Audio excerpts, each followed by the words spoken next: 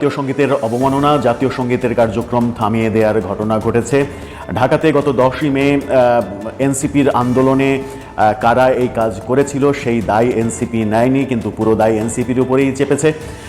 যেহেতু আন্দোলনটা তাদের নেতৃত্বেই হয়েছিল, জাতীয় সঙ্গীতে বাধা দেওয়া হয়েছিল, সেখানে রাজাকারদের নামে স্লোগান দেওয়া হয়েছিল। জাতীয় সঙ্গীত অবমাননার পরে বাংলাদেশে বিভিন্ন জায়গায় জাতীয় সঙ্গীত গেয়ে এর প্রতিবাদ করার ঘটনা আমরা দেখেছি। বরিশাল, বরগুনা সহ দেশের বিভিন্ন জায়গায় এই প্রতিবাদ কর্মসূচি করা হয়েছে। এবার বগুড়াতে এরকম একটা কর্মসূচি আয়োজন করেছিল উদিসি। সেই কর্মসূচিতে আক্রমণের ঘটনা ঘটেছে বলে গণমাধ্যম খবর দিচ্ছে, কিন্তু মজার খবর হলো গণমাধ্যম এই খবরটা দেওয়ার পরে আবার কি যেন অজ্ঞাত একটা কারণে ঘোষণা দিয়ে সেই খবর আবার প্রত্যাহারও করে নেওয়া হয়েছে। তার মানে জাতীয় সঙ্গীত অবমাননাকারীরা কি অনেক বেশি শক্তিশালী আমাদের চাইতে? সেই আলোচনাই করবো এই ভিডিওতে। বলছিলাম আবারও জাতীয় সঙ্গীত অবমাননার ঘটনা ঘটল। জাতীয় সঙ্গীত গাইছিলেন উদিচির শিল্পীরা বগুড়াতে। প্রতিবাদ ছিল ঢাকায় যে জাতীয় সঙ্গীতের অবমাননা করা হয়েছে, সেই ঘটনার প্রতিবাদে তারা এই কর্মসূচি পালন করছিলেন।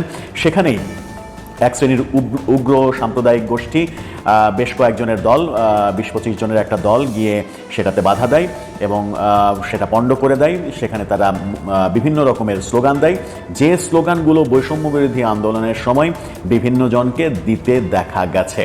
তাহলে এরা কারা? এরা কি বৈষম্য বিরোধী আন্দোলনের নাম ভাঙিয়ে সেই পরিচয়টাকেই ওখানে শো করতে চাচ্ছে, নাকি এরা সত্যি সত্যি উগ্র সাম্প্রদায়িক গোষ্ঠী যারা কিনা আসলে জাতীয় সঙ্গীতকে ওন করে না? এরই মাঝে বাংলাদেশের একজন বিখ্যাত হুজুর, যিনি কিনা একটা ফাউন্ডেশন করে চাঁদা তুলে, টাকা তুলে সারা দেশে বিভিন্ন সাহায্য সহযোগিতার এক ধরনের ফাওড়া গেড়েছেন। গত বন্যার মধ্যে দেখেছি যে মানুষ তাকে দান করার জন্য অতি উৎসাহী। সেই মাওলানা ফতোয়া দিয়েছেন যে এই জাতীয় সঙ্গীত ইসলাম বিরোধী, এই জাতীয় সঙ্গীত আমাদের নয়। দেশের বাইরে থেকে ওহী আসছে যে এই জাতীয় সঙ্গীত হিন্দুত্ববাদীর ব্যাপার রয়েছে, এটা মুছে ফেলতে হবে। শুধু তাই নয়, জাতীয় সঙ্গীতেই থেমে থাকেনি এরা নতুন একটা কাজ শুরু করেছে। সেটা হচ্ছে বাংলাদেশের বিখ্যাত যে আম রয়েছে, গোপাল ভোগ, লক্ষণ ভোগ সহ বেশ কিছু হিন্দুয়ানি নামের আমের তকমা দিয়ে সেই নামগুলো কিভাবে গোপাল ভোগ না বলে সম্রাট ভোগ বলতে হবে, অর্থাৎ এক ধরনের ম্যাসাকার অবস্থা শুরু হয়েছে অন্তর্বর্তীকালীন সরকারের আমলে। জাতীয় সঙ্গীতকে প্রকাশ্যে ডিজোন করা হচ্ছে এবং কারা করছে এটা আমরা সবাই জানি। সেখানে স্লোগান দেওয়া হলো কি, ভারতের দালালেরা হুঁশিয়ার সাবধান, রয়ের দালালেরা হুঁশিয়ার সাবধান, দিল্লি না ঢাকা, ঢাকা ঢাকা, গোলামি না আজাদি, আজাদি আজাদি, দিয়েছি তো রক্ত আরও দেব রক্ত, আপোষ না সংগ্রাম, সংগ্রাম সংগ্রাম। এই স্লোগানগুলো কোথায় হয়েছিল, কোথায় শুনেছিলাম আমরা? তাহলে বগুড়াতে এই কর্মকাণ্ড যারা করলো, জাতীয় সঙ্গীতের আবার অবমাননা যারা করলো, এরা কারা? এদের চিনতে কি সরকারের খুব বেশি অসুবিধা হয়? সরকার এই ব্যাপারে নিষ্ক্রিয় কেন? জাতীয় সঙ্গীতকে বারবার অবমাননা করা হচ্ছে, সরকারের এই ব্যাপারে কোনো ভ্রুক্ষেপ নেই কেন? তার মানে কি সরকারও এর পক্ষে অবস্থান করছে? এদিকে ইন্ডিপেন্ডেন্ট টেলিভিশনে এটা নিয়ে খবর করেছিল। খবর করার কিছু সময় পর তারা আবার ঘোষণা দিয়ে সেই খবরটা তুলে নিয়েছে। তারা যেটা ঘোষণা দিয়ে তুলে নিয়েছে, সেই স্ক্রিনশটটা আপনারা দেখে নিতে পারেন। সেখানে তারা বলছে যে অসাবধানতাবশত বগুড়ার জাতীয় সঙ্গীত গাওয়া কর্মসূচিতে শিবির ইনকিলাব মঞ্চের হামলার অভিযোগ শিরোনামে প্রকাশিত সংবাদটি আমরা প্রত্যাহার করেছি। এই সংবাদ প্রকাশের জন্য আমরা দুঃখিত। বিভাগীয় সম্পাদক, অর্থাৎ তারা খবর প্রত্যাহার করে নিয়েছে। খবর একবার দিয়েছে, চাপে পড়েছে, চাপে পড়ে খবর প্রত্যাহার করে নিয়েছে। ভিডিওতে আপনারা একটু কি দেখে নেবেন যে সেখানে কি অবস্থা তৈরি হয়েছিল। এক সাইডে জাতীয় সঙ্গীত গাওয়া হচ্ছে, সামনে এই ধরনের ফাউল স্লোগান দেওয়া হচ্ছে, যে স্লোগান জাতীয় সঙ্গীতের মর্ম প্রশ্নবিদ্ধ করে, জাতীয় সঙ্গীতকে প্রশ্নবিদ্ধ করে এবং জাতীয় সঙ্গীতের মান সম্মানকে ধুলোয় লুটিয়ে দিয়েছে তারা। একটু দেখে নিন ভিডিওতে কি করছে তারা।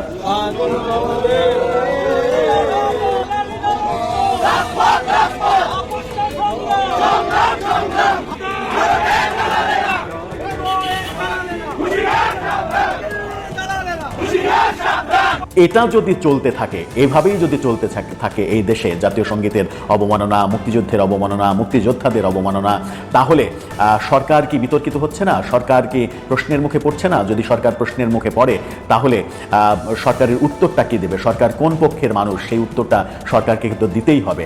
আর ইন্ডিপেন্ডেন্ট টিভিকেও এই ব্যাপারটা নিশ্চিত করতে হবে যে এই খবরটা তারা একবার দিল, আবার তারা তুলে নিল কেন, কোন কারণে তুলে নিল?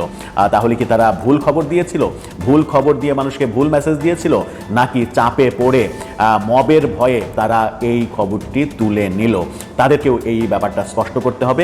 কারণ আমরা ইদানিং দেখছি গণমাধ্যম তার স্বাধীনভাবে যে পথ চলা, সেই স্বাধীনভাবে পথ চলতে পারছে না। গণমাধ্যমকে নিয়ে নানা রকমের কথা হচ্ছে। গণমাধ্যম আদৌ স্বাধীন কিনা সেই প্রশ্ন উঠছে। গণমাধ্যমের বিরুদ্ধে মবের হুমকি দেওয়া হচ্ছে। এই ঘটনাগুলো কিন্তু আমরা দেখছি। এই যে ভিডিওটা আপনাদের দেখালাম এবং যে প্রসঙ্গে আলাপ করলাম, সেটা যদি সত্য হয়, এই ভিডিওটা যেদিনকার ভিডিওই হোক, এই ভিডিও যদি সত্য হয়, এই ভিডিওর কর্মকাণ্ড যদি সত্য হয়, জাতীয় সঙ্গীত অবমাননার জন্য ভিডিওতে স্পষ্ট যাদেরকে দেখা যাচ্ছে তাদের যদি আইনের আওতায় আনা না হয়, তাহলে সরকার বড় ধরনের প্রশ্নের সম্মুখীন হবে যে সরকার এদেরকে পৃষ্ঠপোষকতা দিচ্ছে কিনা।